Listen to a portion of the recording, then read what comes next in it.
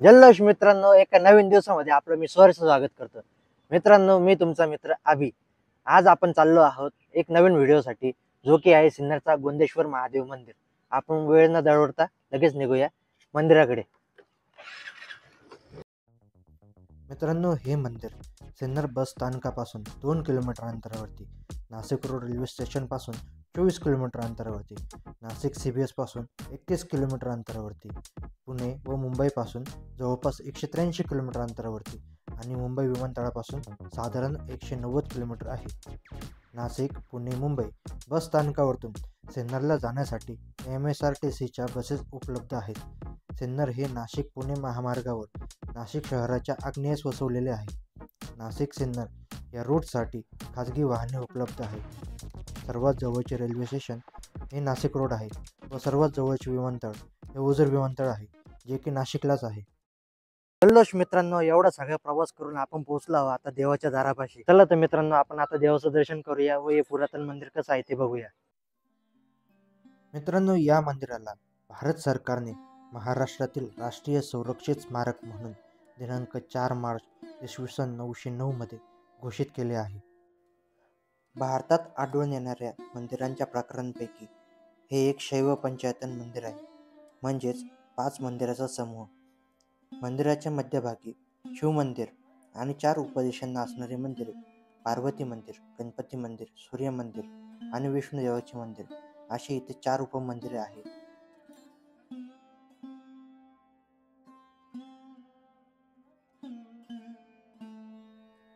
महाशिवरात्रीला श्रावण महिन्यामध्ये येथे अनेक भक्त महादेवाचे दर्शन घेण्यासाठी येतात. तसेच रथसप्तमीला येथे भक्त मोठ्या श्रद्धेने दाखल होतात आणि सूर्याची पूजा करतात.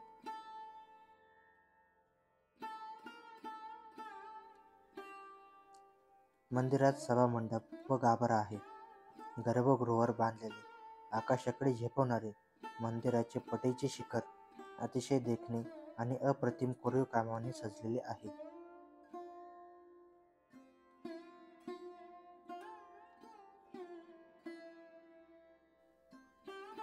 सभा मंडपातील खांब नक्षीने कोरलेले असून त्यावरती आणि मंदिराच्या भिंतींवरती देवदेवता, गंधर्व, अप्सरा, पौराणिक आणि रामायणातील प्रसंग कोरलेले आहेत.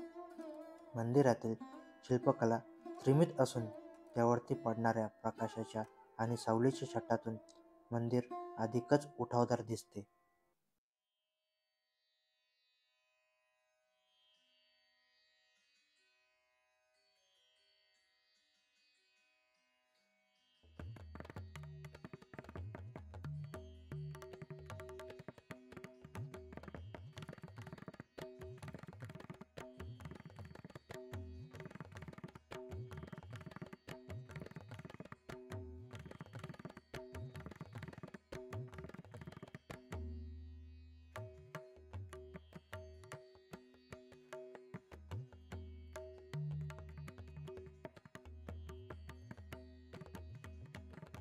दख्खन पठारावरती बांधलेले मंदिरे हे साधारण काळ्या पाषाणावरील असतात. पण या मंदिराचं एक आश्चर्य म्हणजे हे मंदिर गुलाबी व्हॅस्क्युलर खडकाने बनवलेले आहे. त्यामुळे या मंदिराला नैसर्गिक गुलाबी रंग प्राप्त झालेला आहे. या दगडाची झीज लवकर होते हे मंदिर पाहताना जाणवते. कोरीव कामासाठी पण हा दगड अवघड आहे, तरी देखील येथे कलाकुसर पाहतच राहावे असे वाटते.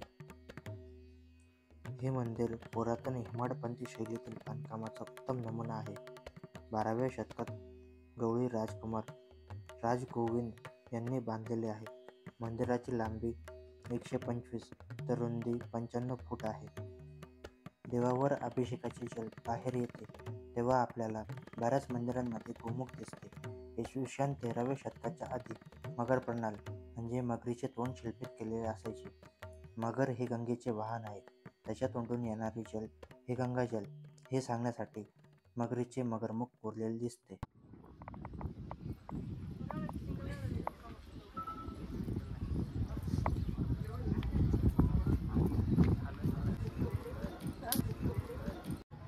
तर मित्रांनो, अशाच पद्धतीने आजचा व्हिडिओ पूर्ण झाला आहे. मित्रांनो, माहिती आवडली असल्यास तुम्ही लाईक करा, शेअर करा, सबस्क्राईब करायला विसरू नका जल्लोष व्लॉगला आणि ते बेलचं आयकॉन पण दाबून द्या. भेटूया पुढच्या ब्लॉगमध्ये. तोपर्यंत जल्लोष.